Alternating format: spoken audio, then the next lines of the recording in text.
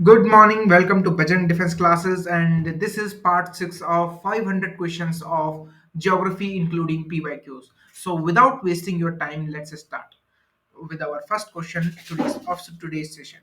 Consider the following statement: asteroids are made of mineral compound, especially those containing iron, carbon, and silicon. Okay, now moving to next point. The belt separate the first region of the solar system from the second.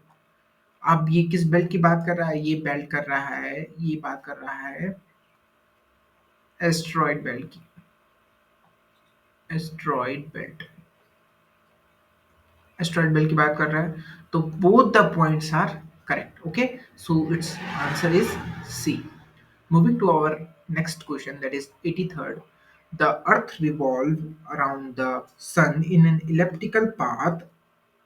leading to elliptical path, and sun is located at one focus of ellipse. Imagine a situation in which earth goes around the sun on circular path and circular path. Which one of the following would be result in under the that condition? तो overall मैं आपको समझा देता हूँ ये क्या पूछ रहा है कि यूजुअली जो सन है, ये सन है, ठीक है, सन, और ये अर्थ की मूवमेंट होती है, ठीक है, ऐसे इलेप्टिकल पाथ होती है। क्या हो कि अगर जो सन है, अर्थ ऐसे सर्कुलर पाथ में घूमने लग जाए, तब क्या होगा? तो उसके केसेस होंगे क्या क्या, हम आगे से देखेंगे। It would not make any difference. क्या बात कर दी सर आपने, कैसे नहीं करेगा यार, पूरा मतलब सिस्टम ही चेंज हो गया उसका, ठीक है, तो ये गलत होगी। Difference between the season will be reduced, ये देखना पड़ेगा। And the earth earth would become very hot, ठीक है, ये भी सोचना पड़ेगा, इसको भी मैं एक्सप्लेन करूंगा अच्छे से। And the earth would become very cold. देखो, तो हमारा जो तीसरा ऑप्शन था कि the difference between the season will be reduce. अब देखो, ये इतना डिस्टेंस कवर कर रहा है, ठीक है, इतनी डिस्टेंस कवर कर रहा है। यहाँ पर होगा समर सीजन,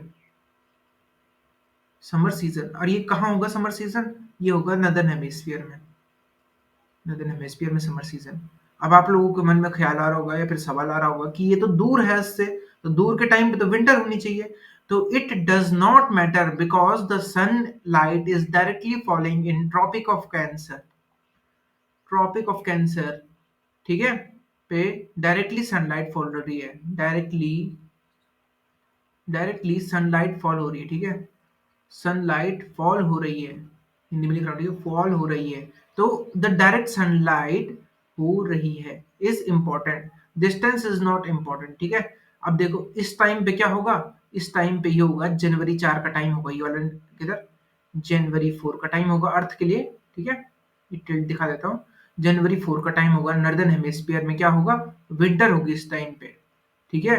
और ये कौन सा टाइम होगा, ये होगा जून 21, जून 21, और नदर हेमिस्फीयर में क्या होगी, वार्म होगी, समर होगा, वार्म सीजन होगा, समर होगा, ठीक है, समर होगा। दिस इज इट, ये है रियलिटी, ठीक है। अब क्वेश्चन से हम भटकते काफी दूर चले गए। अब अगर ये सर्कुलर पाथ में हो जाए तो क्या होगा?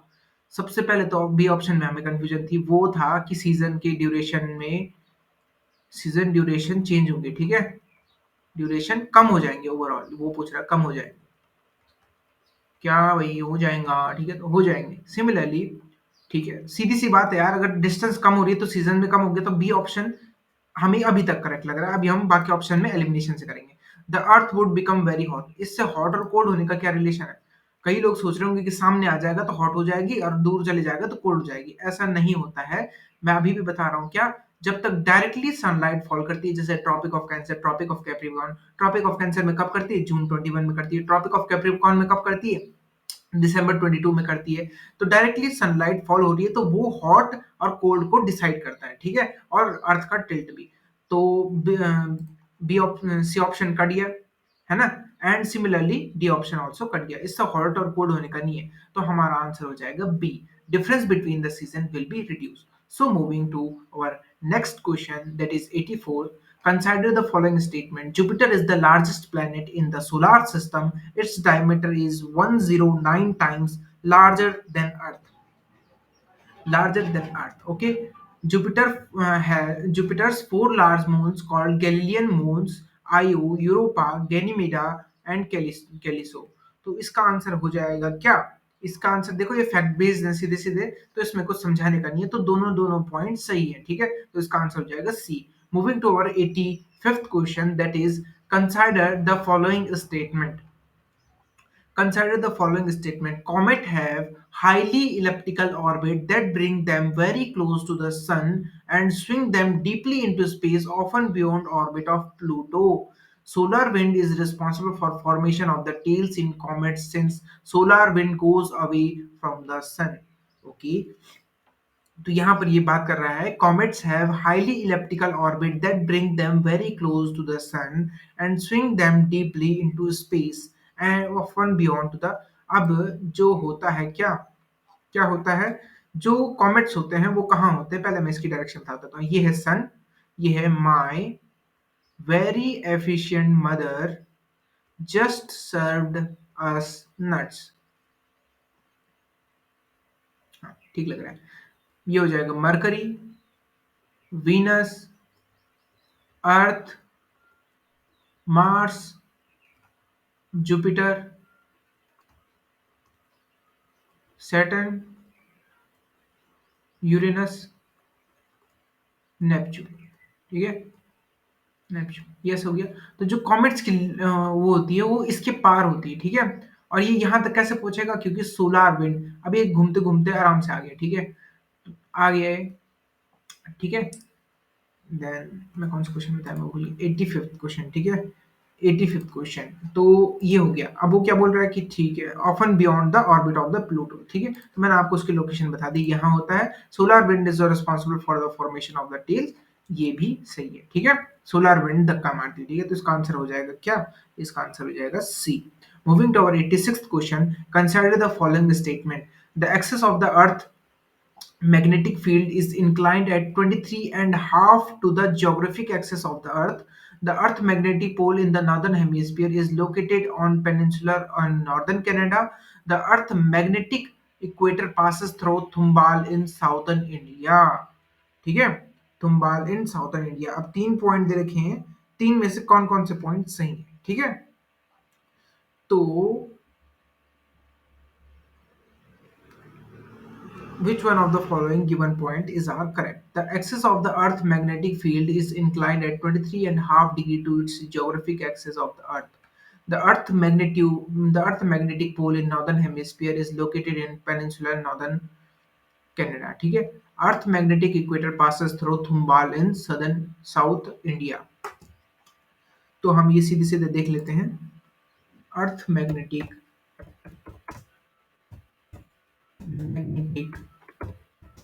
equator passes through Thumbal.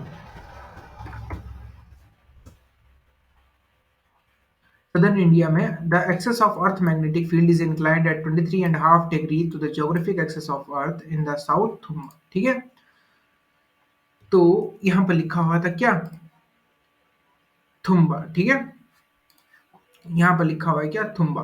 तो तीसरा ऑप्शन हो जाएगा गलत, नहीं, थुम्बाल थुम्बा थोड़ा सा उसका एरर हो गया, तो ये भी सही है एंड ये भी सही है, तो इसका आंसर हो जाएगा ए, ठीक है। Moving to our 87th question, consider the following statement. The Earth is an oblate spheroid, a sphere flattened along the axis from poles to poles such that there is a bulge around the equator. ठीक है। Evidence of that fact that is oblate comes from variation in gravity along the Earth's surface. तो ये भी सीधे सीधे fact wise है भैया, क्यों, इतना तो आपने पढ़ लिया होगा, तो मैं आपको बता देता हूँ कि अर्थ की क्या है, स्पेस कैसा है, ठीक है।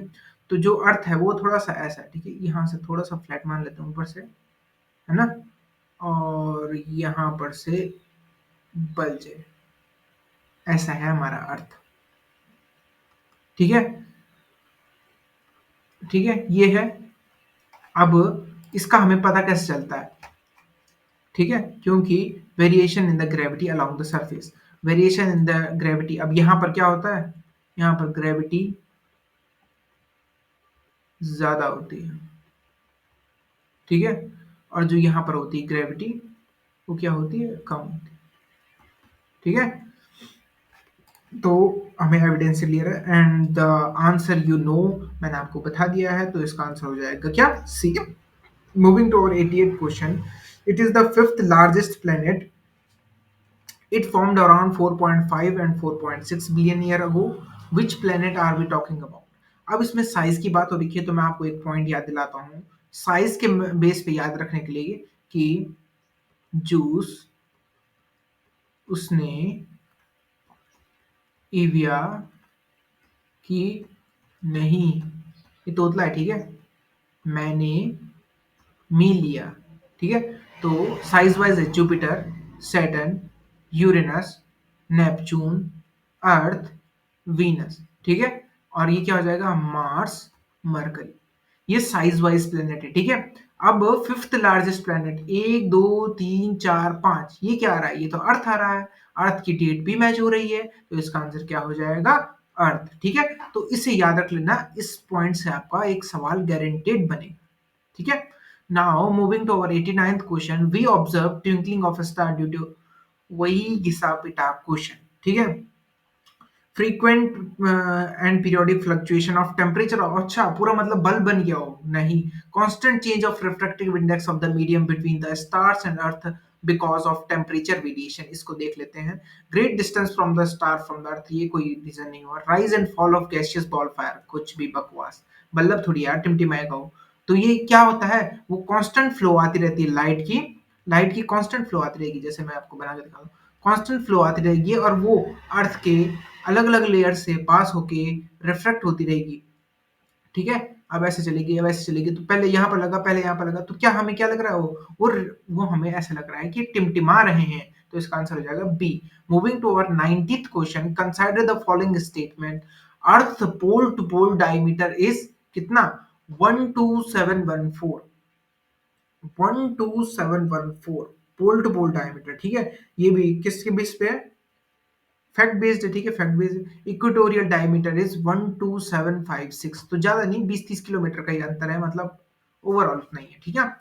तो ये फैक्ट बेस्ड क्वेश्चन है, तो इसका आंसर सही है। 12,714 किलोमीटर का क्या है, पोल की डायमीटर है, और इक्वेटोरियल डायमीटर क्या है, 12,756 किलोमीटर है, तो इसका आंसर हो जाएगा सी, ठीक है। फैक्ट बेस्ड क्वेश्चन था। Now moving to our 91st question, consider the following statement. The earth is closest to the sun on the 3rd of January and farthest from the sun on 4th of July. अब मैंने आपको यहाँ पर एक diagram बनाया, मैंने कहा था कि जो जनवरी 4, थर्ड और फोर्थ को अर्थ क्या होती है, नियरेस्ट टू द सन होती है, और जून 21 को क्या होता है, समर सीजन होता है। समर सीजन में क्या होता है, लार्जेस्ट डे होता है, लार्जेस्ट डे। पर यहां पर तो डिस्टेंस की बात कर रहा है, तो डिस्टेंस के लिए एक और पॉइंट नोट कर लीजिए कि July 4th is the day when earth is farthest farthest from पुत्र, दैट इज सन, ठीक है। So we know what is our answer, that is first is also correct, second is also correct. So answer is both 1 and 2. Moving to our 92nd question, consider the following statement. Duration of solar day is exactly 24 hours. The duration of sidereal day is 23 hour and 56 minute. तो मैंने आपको solar day और सिड्रल day से बताया था कि solar day is larger than sidereal day, sidereal day, ठीक है। अब ये आपको पता चल गया है कि सोलर डे 24 आवर का माना जाता है, पर जो असली का दिन होता है वो होता है 23 घंटे 56 मिनट का, और ये 4-4 मिनट मिलके, मिनट जो बच रहे हैं ये मिला के एक दिन बनाते हैं, ठीक है, और वो लीप ईयर में काउंट होता है, ठीक है ना। द ड्यूरेशन ऑफ डे, तो असली जो ड्यूरेशन है वो 23 आवर 56 मिनट की है, तो both 1 and 2 are correct. Moving to our 93rd question, that is summer solstice winter, ये बहुत ही मैंने अच्छे से समझाया है, आप इसे वीडियो देख ले, और मैं अभी इसे दोबारा समझाने वाला हूँ, ठीक है।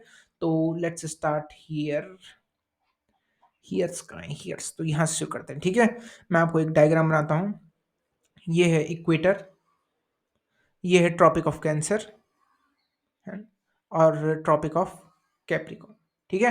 ये हो गया नदर्न हेमिस्फीयर, ये हो गया सदर्न हेमिस्फीयर। तो जो सनलाइट फॉल करती है तो वो सबसे पहले होती है 22 दिसंबर को। दिसंबर को कहाँ फॉल करती है? वो सदर्न हेमिस्फीयर में करती है। सदर्न हेमिस्फीयर में क्या बनाती है? ये बनाती है लॉन्गेस्ट डे, लॉन्गेस्ट डे। और ऑस्ट्रेलिया और सदर्न कंट्रीज के इस टाइम पे वहां क्या चल रहा होगा? गर्मियों का सीजन चल रहा होगा, गर्मियां। पर नदर्न हेमिस्फीयर में क्या होगा? विंटर होगा, ठीक है। बट नदर्न हेमिस्फीयर विंटर, ठीक है। फिर धीरे धीरे जब टाइम आगे बढ़ता है, 22, 23, 24, 25, 26, 27, 28, 29, 30, 31, 32, 33, 34, 35, 36, 37, 38, 39, 40, 41, 42, 43, ऐसे ऐसे करके जब सनलाइट डायरेक्टली फॉल करती है तो होता है 21 मार्च। इसको बोलते हैं, क्या बोलते हैं इसको? वर्नल इक्विनॉक्स, वर्नल इक्विनॉक्स। फिर 21 मार्च के बाद टाइम आगे बढ़ता है, आगे बढ़ता है थोड़ा सा, 22, 23, 24, 25, मार्च, अप्रैल, मई, जून, जुलाई, जून, ठीक है, जून, 21 जून, ठीक है, 21 जून ये बनता है समर सोलिस्टिस, सोलिस्टिस। ये पूरे साल भर का बता रहा हूँ, ठीक है। फिर जून, जुलाई, अगस्त, सितंबर, फिर सितंबर में यहाँ आता है वो, और सितंबर में क्या होता है? 23 सितंबर, सितंबर ऑटोमनल इक्विनॉक्स, ऑटोमनल इक्विनॉक्स, ठीक है। नाउ सिमिलरली फिर वो पैटर्न वापस करता है और ये होता है 22 दिसंबर, 22 दिसंबर, ठीक है। तो ये हो गया पूरे साल का, 1 ईयर का, ठीक है। 1 ईयर का टाइम फ्रेम है, time frame of sunlight, of sunlight, ठीक है। This is it. अब हम आगे बढ़ते हैं। तो समर सोलिस्टिस कब होगा? समर सोलिस्टिस होगा 21 जून को, विंटर सोलिस्टिस होगा 22 दिसंबर को। अब यहाँ पर कुछ नहीं लिखा है तो क्या माने? सदर्न हेमिस्फीयर, नदर्न हेमिस्फीयर का माने। तो आप अभी कहाँ बैठे हुए हो? सदर्न हेमिस्फीयर में बैठे हो क्या? नहीं, आप बैठे हुए नॉर्दर्न हेमिस्फीयर में। जब आप किसी भी पेपर दे रहे हो तो नॉर्दर्न हेमिस्फीयर, इसे डिफॉल्ट ले लेना है। समर सोलिस्टिस 21 जून, विंटर सोलिस्टिस 22 दिसंबर, स्प्रिंग इक्विनॉक्स, और इसको क्या बोलते हैं? Slash वर्नल equinox. वर्नल इक्विनॉक्स और स्प्रिंग इक्विनॉक्स कब होगा? 21 मार्च को होगा। ऑटोमनल इक्विनॉक्स कब होगा? 23 सितंबर। तो क्या भैया इसका आंसर हो जाएगा 1, 2, 3, 4, ठीक है। Now moving to our 94th question, that is, consider the following statement. If the earth would not have been tilted on its axis, the day and night would have been the same duration. क्या ऐसा होता है क्या? Day and night का duration के tilt की वजह से होता है? ये कैसी बात हुई? बात हुई क्या सही बात? लग तो रही है भाई टिल्ट की वजह से होती है। नहीं, ठीक है, कम ज्यादा इसी की वजह से होती है, ठीक है। If the earth would not have been revolving around the sun, one of the hemisphere would have long days and short nights. Revolving around the sun, one of the hemisphere would have long days and short nights, whereas the other one would have short days and long nights. Both 1 and 2 is correct. अब मैं इसको समझाऊं तो please do comment यार, एक comment कर दो, मैं इसके लिए एक वीडियो बना दूंगा, ठीक है। ज्यादा लंबी भी ना हो, ठीक है, इसलिए मैं सवाल करा रहा हूँ, ठीक है। जो जो छोटे छोटे हैं मैं उनको समझा दे रहा हूँ। And now moving to our 95th question, consider the following statement. For those living outside the tropics, noon sun will never shine directly overhead, है ना। And the noon sun shine directly overhead on the earth at varying latitudes on different days between 23.5 degree south to 23 degree point north. तो मैंने जो आपको ये बताया, क्या मैंने ये बना के दिखाया, जो ट्रॉपिक्स पे नहीं रह रहे हैं, ठीक है, जैसे मतलब ट्रॉपिक्स से ऊपर के लिए रह रहे हैं, यहाँ पर भी तो थोड़ी सी जगह होगी, इसको बोलते हैं टेम्परेट या फिर फ्रिजिड जोन। फ्रिजिड स्पेलिंग थोड़ी सी देख लेना यार, फ्रिजिड जोन, ठीक है, मिलके रहता है। अब जो यहाँ से ट्रॉपिक से ऊपर रहते हैं, है ना, तो उन पर तो कभी डायरेक्टली सनलाइट फॉल नहीं करेगी, कॉमन सी बात है, क्योंकि भैया सनलाइट यहाँ पर डायरेक्टली फॉल होने के बाद नीचे के लिए मुड़ जाती है। अब मुड़ कैसे जाती है? अर्थ का टिल्ट चेंज होता है, मतलब घूमती है, रिवॉल्व करती है उस अराउंड, ठीक है। तो वो घूमते घूमते ऐसे लट्टू जैसे लटक जाती है, तो ऐसा हो, इस वजह से होता है, ठीक है। ऐसा नहीं कि सनलाइट मुड़ गई, ठीक है, थोड़ा अक्ल लगाना वहां पर, ठीक है। 21 सितंबर, तो जो टॉपिक्स के ऊपर रहते हैं उन पे तो डायरेक्टली सनलाइट नहीं फॉल करेगी। करेक्ट है भाई, करेक्ट है, करेक्ट है, करेक्ट है भाई, करेक्ट है। तो the noon sunshine directly overhead on the earth at varying latitudes on different days and, ठीक है। तो अब यहाँ पर एक और बात ये है कि जो ये होता है 23.5 एंड 23.5, ठीक है। तो ये जो होती है ट्रॉपिक ऑफ कैंसर और ट्रॉपिक ऑफ कैप्रिकॉर्न, उसी के बीच में घूमता रहता है, ठीक है। ट्रॉपिक ऑफ कैंसर क्या है, ट्रॉपिक ऑफ कैंसर क्या है, कितनी डिग्री पे होता है वो, ट्रॉपिक ऑफ कैंसर और ट्रॉपिक ऑफ कैप्रिकॉर्न यहीं पर से शुरू होते हैं। तो जो सनलाइट रहती है इसी बीच में घूमती रहती है, ठीक है, पूरे साल भर। फिर अगले साल आएगा यहाँ से, फिर अगला साल हो गया, अब 2024 में ये वाला साल चल रहा है। तो 2024 में अभी मार्च आने वाला है कुछ टाइम में, मार्च 21, तो तब कहाँ पर होगा, यहाँ पर होगा सन की डायरेक्ट रेज, कहाँ पर, इक्वेटर पे। इसका फायदा क्या होगा, 12 आवर डे 12 आवर नाइट होगी, कहाँ पर, इक्वेटर पे, ठीक है। सो दिस का आंसर क्या हो गया, both 1 and 2 are perfectly correct. Now moving to our 96th question, consider the following statement. Latitude is the point's angular distance above or below the equator. Consider the following statement. Latitude is the point angular distance above or below the equator. The longest line of latitude is the equator whose latitude is 0. ये क्या बोल रहा है, latitude is the angular distance above and below the equator and longest line of latitude is the equator whose latitude is 0. तो दूसरा तो सही है, the latitude is the point of angular below the equator, ये थोड़ा सा confusing है। Latitude is the point angular distance above the end below the, ठीक है, तो ये सिंपल है, ये भी सही है, इसका आंसर हो जाएगा बोथ 1 and C, ठीक है। Latitude is the point of angular distance above and below the equator. अब ये बोलना क्या चाह रहा है मैं आपको बता देता हूँ, कंफ्यूज होने की बात नहीं है। ये हमने बनाई प्यारी सी हमारी अर्थ, ठीक है, हमरवा अर्थवा बनाए हैं बाबू, अर्थवा, अर्थवा बनाए, ये इक्वेटर हो गया, और लेटिट्यूड है यहाँ सेंटर से है, डिस्टेंस बनाते हैं, ठीक है, सेंटर से डिस्टेंस, तो लेटिट्यूड क्या है, बराबर डिस्टेंसेस है इक्वेटर से, एंगुलर डिस्टेंस जो बना रहे हैं ये वाली, फिर उसके बाद जो यहाँ सेंटर से बनेगी इसके इसके साथ में, जो इसके साथ में बनेगी, तो ये सारी डिस्टेंसेस क्या होंगी, इक्वल होंगी, तब जाके लेटिट्यूड बनती है अर्थ पे, ठीक है, सेंटर से बनाई जाती है लेटिट्यूड। तो बात तो सही है भाई, इक्वेटर के कंपैरिजन में हो रहा है, तो इसका आंसर क्या हो जाएगा, both 1 and 2। 97, which one of the following is called terrestrial planet, which one of the following is called terrestrial planet. अब मैं बता देता हूँ टेरेस्ट्रियल और जूवियन प्लैनेट, ये हो गया बाबू क्या, son, my very efficient mother just served us nuts, ठीक है, यहां पर आती है एक एस्ट्रॉइड बेल्ट, ये हो गया जूवियन प्लैनेट, और ये हो गया terrestrial planet, terrestrial planet, asteroid belt.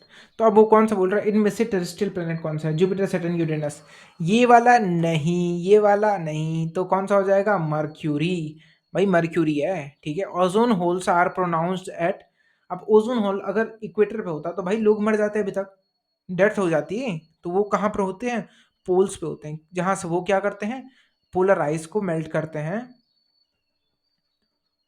को मेल्ट करते हैं, जिससे क्या हो रही है, ग्लोबल वार्मिंग लीडिंग टू, ठीक है, लीडिंग टू ग्लोबल वार्मिंग। तो जो ओजोन होता है वो पोल्स पे बनता है, ठीक है। Now moving to our second last question of the Monday is, which one of the following do not belong to solar system. ये होते हैं नेब्यूले, क्योंकि प्लैनेट और ये तो इंक्लूड होते हैं, नेब्यूले होते हैं जो डाइंग स्टार होते हैं या फिर डेड स्टार होते हैं, उनको बोलते हैं नेब्यूले, ठीक है। तो डेड स्टार हमारे सोलर सिस्टम में तो एक ही है भैया, क्यों, ठीक है, तो वो हमारे कंपैरिजन में बोल रहे हैं, ठीक है। Now moving to our last question, the wave that help scientist to understand the internal structure of the earth is, क्या होते हैं वो, सेकेंडरी वेव होती है। अब सेकेंडरी वेव कैसे, आप बोलोगे प्राइमरी वेव क्यों नहीं हुई, इसकी आंसर, इसकी आंसर प्राइमरी वेव इसलिए नहीं हुआ क्योंकि जो प्राइमरी वेव होता है वो सॉलिड, लिक्विड, गैस दोनों से पास हो जाता है, व्हाइल जो सेकेंडरी वेव होता है वो सॉलिड से पास नहीं होता है, नहीं मतलब वो लिक्विड से पास नहीं होता है, ठीक है, वो लिक्विड से पास नहीं होता है क्योंकि जो आउटर कोर होती है वो लिक्विड लेयर होती है, तो यहाँ पर वो क्या होती है, बंद हो जाती है, तो तब यहाँ पर से उसके शैडो जोन बन जाते हैं, मतलब इतना हो जाता है, फिर यहाँ तक इतना ही उसका पूरा शैडो जोन रहता है 104 से लेके 104 तक। तो इस वजह से हमें और क्लियरिटी मिली, तो इसका आंसर हो जाएगा बी। क्या हो जाएगा इसका answer, secondary waves. This is it, thank you for joining the session and do comment please, क्योंकि भाई अगर कमेंट नहीं करोगे तो पता कैसे चलेगा, मैं मतलब ऐसी बेवड़ो जैसे पढ़ाया जा रहा हूँ।